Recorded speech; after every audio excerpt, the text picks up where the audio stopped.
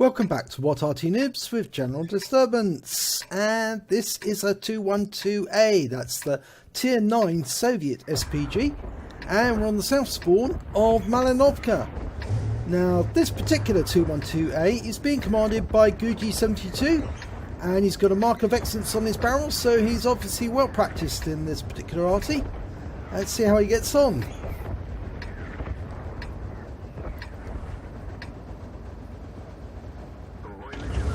Okay, battle has commenced.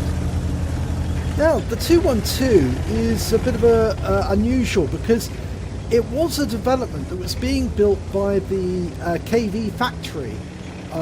So they had approved the production of it, but the problem was that they just didn't have enough space to build all the tanks that they were building at the time. And it also required two engines working together to actually operate this 65-ton monster, and as a consequence of which, tank production took priority, and they were building the KV3 and the KV2 and the KV1s, and so rather this particular arty lost out, and instead the company was producing as many tanks as they could during the time. And of course, if you have something that's using two engines instead of one, two engines could be two tanks. So they put the 212 to one side, and eventually it was cancelled.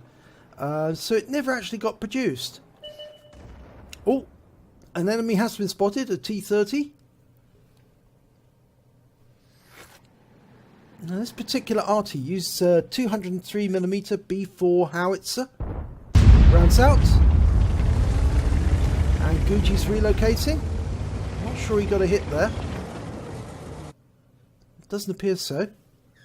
Now Guji's looking for the enemy arty now. He's doing a bit of counter battery work. Sometimes helps if you press the V key, and then that takes away all the visual aids. You can turn them back on by pressing V again, but it takes away all distractions and makes it much easier to see the tracer when the enemy arty fires. Probably in that corner of the map, but we can't see him precisely. Okay, Guji's reloaded. I think it's going to give it one more second. Nope, can't see them, but we can see a couple of enemies climbing the hill. It's a 110, and I think there was another tank behind him. Yep, there's an M103 as well. And Guji's dialing in on the M110, and he gets a hit. 496 hit points. And he set fire to him as well. 249 hit points off the fire. He must have hit the engine deck. So that's a very, very profitable hit. And he's relocated straight away. And he's looking back at that T-30, who's still sitting at the back of the map, not doing anything. But I think Guji's assistance is needed on top of the hill. This time it looks like he's going to try and do the same to the M103 that he did to the 110. Rounds out. And he did get a hit. 246 hit points off a splash on the M103, and he's relocating again. And he's picking up some stun assist.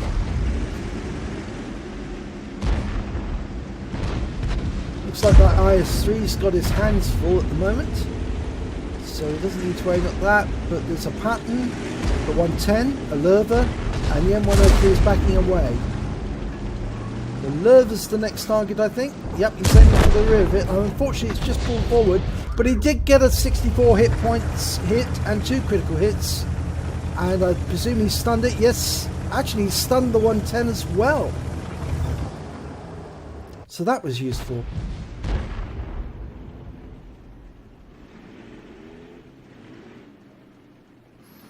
Looks like the enemy's backing away from the hill. I don't think they're too happy about being close to the windmill, because it looks like Guji's team are effectively seizing control. But a Malshin has just come up the hill, and Guji's aiming for the Malshin with the VK just behind, and that shot fell short, a long way short. I'm not sure if he's actually aiming directly at the target. I think he's trying to splash the ground near them, and I'm not sure that's really going to work very well. Even though he's got a 203mm howitzer, he really needs to get these shots directly into the target. and the rest of his team are asking for assistance on the Malshan. Crosshairs symbol means that somebody's pressed the T key saying please help me with that target. He's loaded, ready to go, just adjusting his aim. Come on, put it on the target. Rounds out. And again, it's a splash. It fell short. He seems to be firing short on this one. He is going to pick up stun, but he's getting some stun assist. But it'd be much easier if he actually aimed directly at the enemy.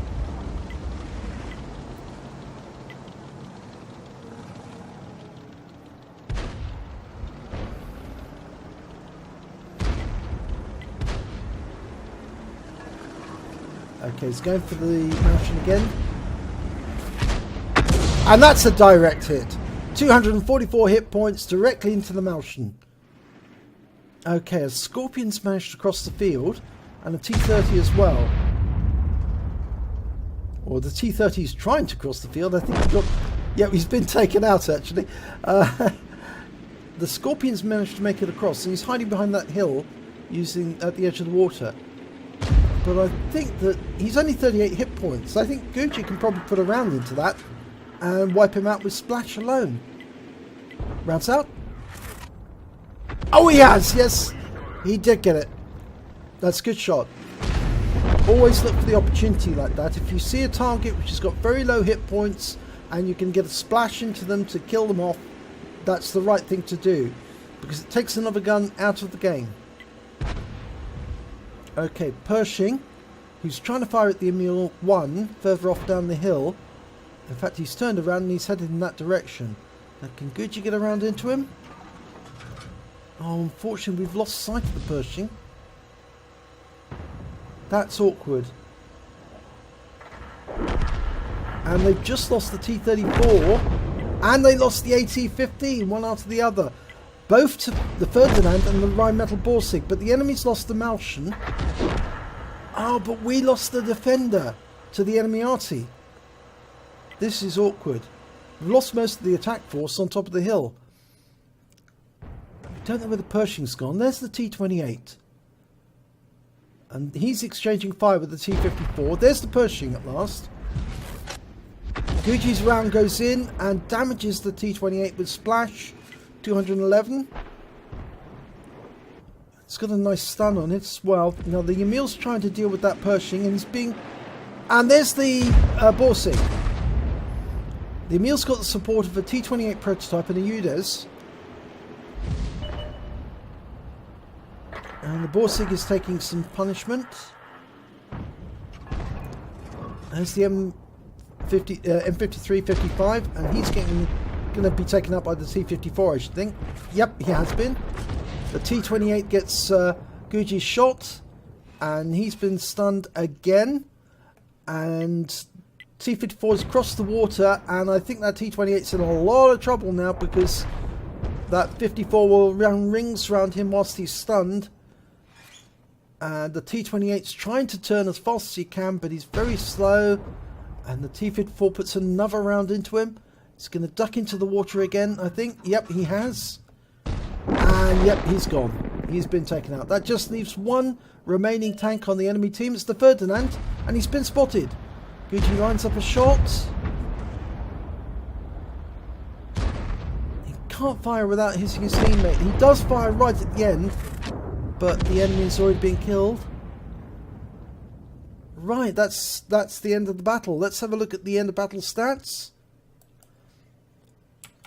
And it's a third-class tanker for Gucci 72 in the 212A.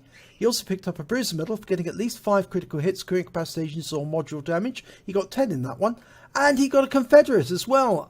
He hit more of the enemy than anyone else on his team. At least 6 tanks were subsequently destroyed by other members of his team. And we can see them there. Well, he came top on damage with 2,557 hit points on his team.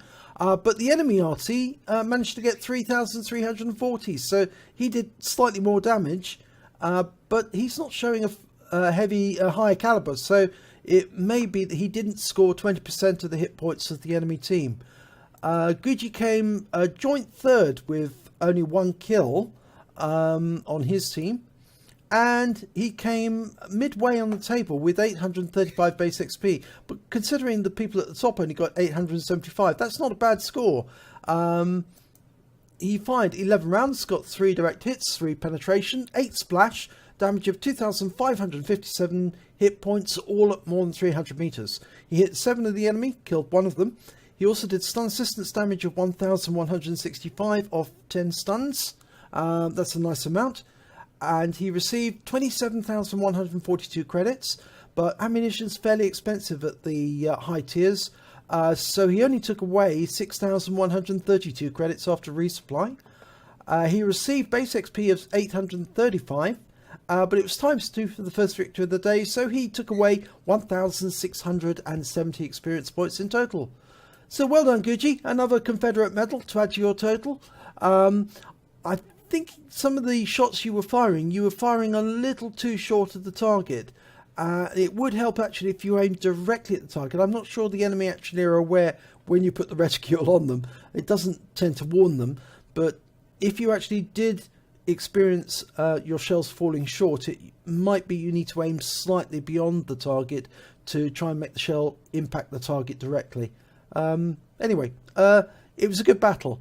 If you enjoyed this replay, please give it a like and do subscribe to our channel, and hopefully it'll be your video I'll be featuring in your replay.